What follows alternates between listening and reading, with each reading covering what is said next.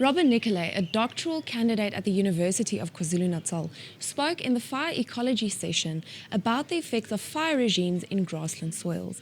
Robin, thank you so much for taking the time to talk to us.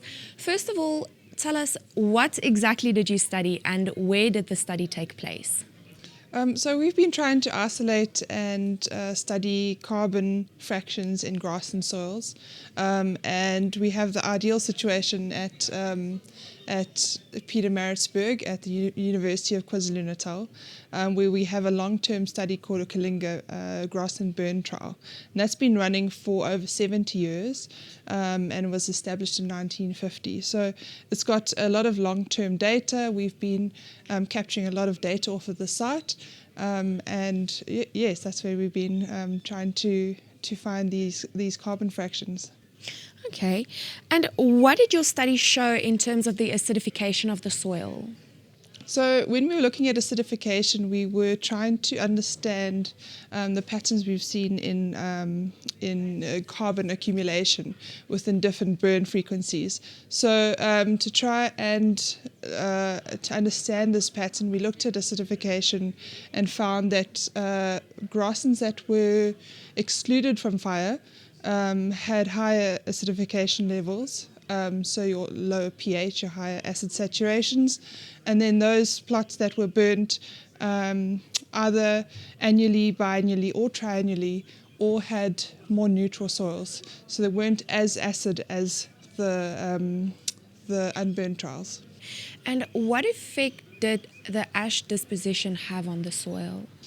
So while we looked at acid saturations of these soils is that when a grassland burns, it has ash deposition that incorporates into the soil and changes the soil chemistry. So it adds alkaline compounds like carbon, potassium, magnesium, which neutralize the soil to a certain level, and that would in turn affect your soil microbes and how your carbon is turned over in the soils. Soil microbes don't turn carbon over as efficiently in acidic soils than they do in a more neutral soil. And tell us a bit more about the nitrogen loading after burning. Another reason we thought the soils became acid was nitrogen is quite highly volatile. So when you burn your grasslands, you lose a lot of nitrogen if you burn incorrectly.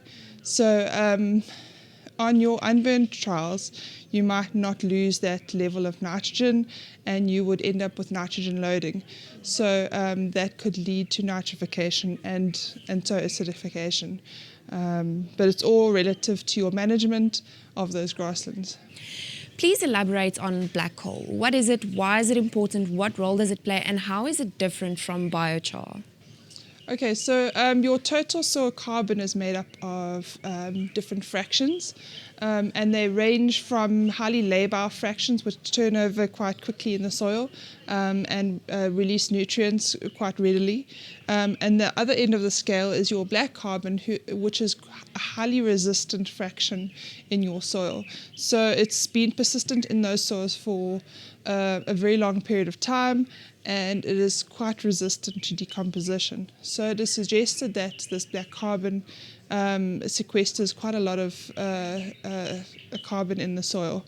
Biochar, I'm no expert in biochar, but there's a lot of terminology for black carbon. You could call it pyrogenic carbon, and some people do call it biochar, but the terminology mostly used for biochar is something that's man-made and added to the soil. Black carbon is naturally occurring in your soil. It's persistent for a long time, and it is the incomplete combustion of your biomass. Whereas biochar is man-made, and there's been a lot of research in addition to biochar to soils, and it is a byproduct from burning biomass. They are quite similar, I believe. And then lastly, what is the effect of burning on microbial life?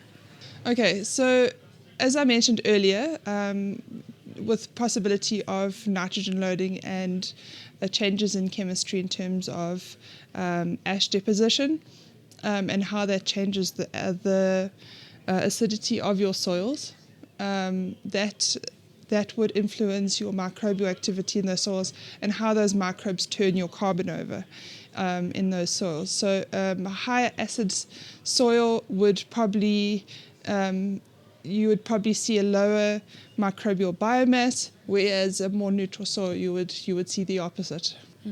And if people want to find out more about your study, how can they get a hold of you? I'm on Twitter, Robin with a Y. If you go onto the Grassland GSSA Twitter page, I'm quite active on that page. I'm on Facebook, but Twitter, I'm quite active on that. So please get hold of me.